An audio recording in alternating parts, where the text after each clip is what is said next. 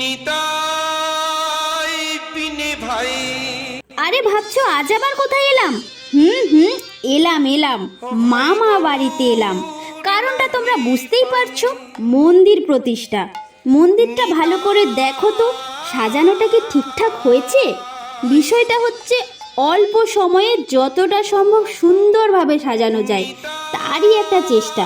সাজানোটা দেখাতে পারলাম না, কারণ ভিডিওটা যখন শুরু করেছি তখন অলরেডি পূজা শুরু হয়ে গেছে।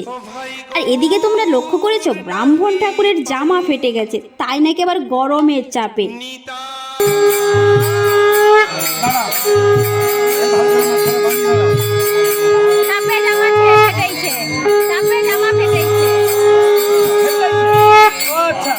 আর এদিকে তো হোম চলছে, তারপর ভিডিওতে একে একে সবাইকে দেখানোর পর্ব চলছে। ও ভাই গৌর নাহি পা। তারপর ভিডিওতে একে একে সবাইকে দেখানো চলছে। এদিকে দেখানোর পর্ব চলুক, ওদিকে আমরা ছাদে গিয়ে দেখি খাওয়া দাওয়া কত দূর। খাওয়া দাওয়া তো দেখি বেশ জমে উঠেছে। জমবে নাই বা কেন, খাওয়ার পাতে যখন খাওয়ার প্লেটে যখন সাদা ভাত, আলু ভাজা, ডাল, শাকের ছেঁচড়া, এঁচড়, পটল, আমের চাটনি, পায়েস, মিষ্টি, পাঁপড়, জলজিরা না হলে হয়? হজমে জলজিরা লাগেই বস।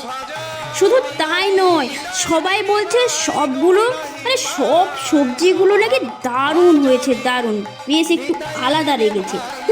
লাগবে নাই বা কেন, সবজিগুলো তো কে কেটেছে দেখতে হবে। শাক, পটল এগুলো তো আমিই কেটেছি। দূর, নিজের মুখে নিজেই গুণগান। সবার শেষে এবার আমার খাওয়ার পালা। যেহেতু অনেকটা দেরি হয়ে গিয়েছিল তাই তেমন কিছু খেতে পারিনি। তারপর তো সেই কষ্টের মুহূর্ত, সমস্ত আত্মীয় স্বজনদের বাড়ি ফেরার পালা। কি আর করা যাবে, হাসি মুখে সবাইকে বিদায় জানিয়ে আমিও অবশেষে বাড়ি ফিরে এলাম। ধন্যবাদ, টাটা বন্ধুরা।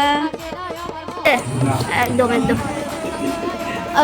ঠিক আছে, দাদুর বন্ধুকে একটু দেখায়। ভালো হচ্ছে খাওয়া দাওয়া? কথা বলেনি? আচ্ছা।